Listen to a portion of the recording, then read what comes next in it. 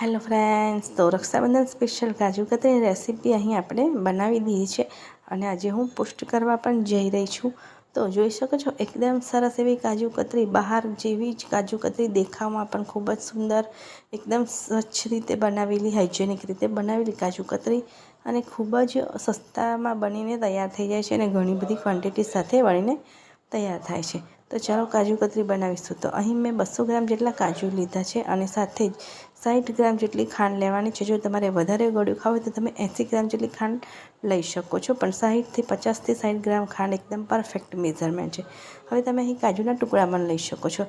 તો બસ થોડું પાણી લઈને લગભગ 2 થી 3 વાર આ રીતે કાજુને મસળીને ધોઈ લેવાના છે. એટલે જે પણ ગંદુ પાણી હશે એ નીકળી જશે ને કાજુ કતરી આપણી એકદમ વ્હાઈટ બનીને તૈયાર થશે. બસ ત્યાર પછી આપણે કાજુને મિક્સર જારમાં લઈ લેવાના છે. અડધો કપ જેટલું પાણી એડ કરી અને આપણે એકદમ સ્મૂથ પેસ્ટ બનાવી લેવાની છે. પેસ્ટ બનાવતા ઘડીએ થોડી તકલીફ પડશે, પણ વચ્ચે તમે હલાવશો તો તમારી પેસ્ટ એકદમ સરસ બનીને તૈયાર થઈ જશે. તો હવે આ પેસ્ટને આપણે એક નોનસ્ટિક પેનમાં લેવાની છે. બની શકે ત્યાં સુધી નોનસ્ટિક પેનનો યુઝ કરો તો ઘણું સારું. તો હવે આપણે અહીં 50 થી 60 ગ્રામ ખાંડ એડ કરી લેવાની છે અને કાજુ પણ મીઠા હોય છે માટે તમે થોડી વધઘટ પણ કરી શકો છો.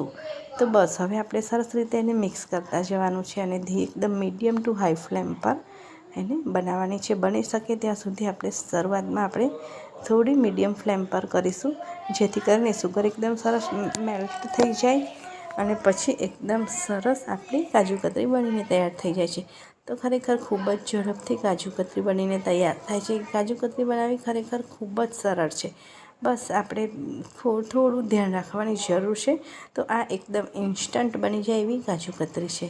તો ના કોઈ કાજુનો પાવડર કે ના કોઈ ચાસણી કરવાની ઝંઝટ. તો બસ આ રીતની ખાંડ ઓગળી જશે એટલે આ રીતનું આપણું કાજુનું બેટર થઈ જશે અને બસ હવે આને કન્ટિન્યુઅસલી હલાવવાનું છે. તો આને ત્યાં સુધી હલાવવાનું છે જ્યાં સુધી બધું જ બેટર ચમચાની સાથે ગોળ ફરે ને ત્યાં સુધી આપણે હલાવવાનું છે.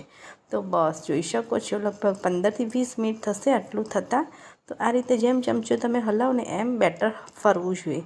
પછી બેટરને અહીં ઓડી પેપર પર કાઢી લેવાનું છે. તો એકાદ ચમચી ઘી જેટલું એડ કરી અને બેટરને કાઢી લેવાનું છે.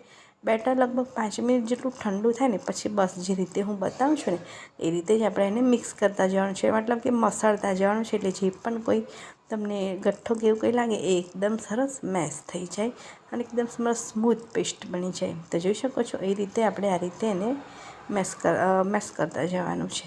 તો બસ ઠંડુ થશે એટલે એકદમ તમારા બટર પેપર પર પણ નહીં ચોંટે એવું એકદમ કાજુની પેસ્ટ બની જશે. તો છે ને એકદમ સરળ. તો બસ હવે પેસ્ટ બની જાય પછી આપણે એને વણવાની છે. તો થોડી નોર્મલ ટેમ્પરેચર પર આવે એટલે આપણે વણી લઈશું.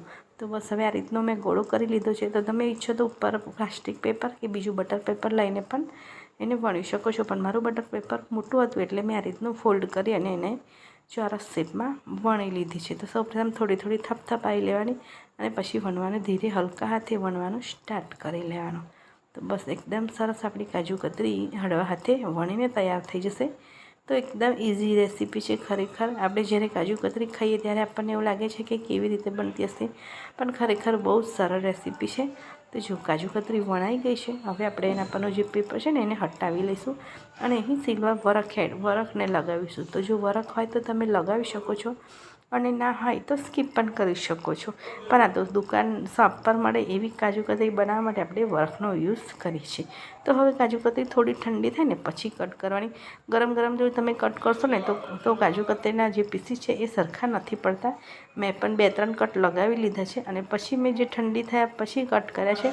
તો એ કટ એકદમ સરસ ઇઝીલી બની જાય છે, એકદમ ઇઝીલી કટ થઈ જાય છે અને શેપ પણ ખૂબ સરસ આવે છે. માટે થોડી ઠંડી થાય આપણે એને ટચ કરી શકીએ એવી ઠંડી થાય ને પછી આપણે એને કટ્સ લગાવવાના છે. અને સૌપ્રથમ આપણે ઊભા પીસીસ કરીશું અને પછી આપણે આ રીતે ડાયમંડ શેપમાં કટ કરીશું. તો આ રીતે ક્રોસમાં કટ કરીશું તો આ રીતનો ડાયમંડ શેપ બનીને રેડી થઈ જશે. તો છે ને કાજુ કતરી બનાવવી ખૂબ જ સરળ. તો બસ તમે પણ આ રીતે કાજુની કતરી બનાવજો, તમારા ફેમિલી ફ્રેન્ડ્સમાં જરૂરથી શેર કરજો.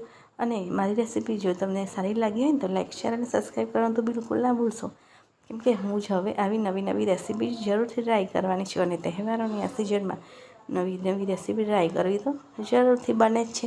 તો મળતા રહીશું અને મારો વિડીયો જોતા રહેજો અને શેર પણ કરતા રહેજો અને સબસ્ક્રાઈબ બેલ આઇકન જરૂરથી પ્રેસ કરતા રહેજો.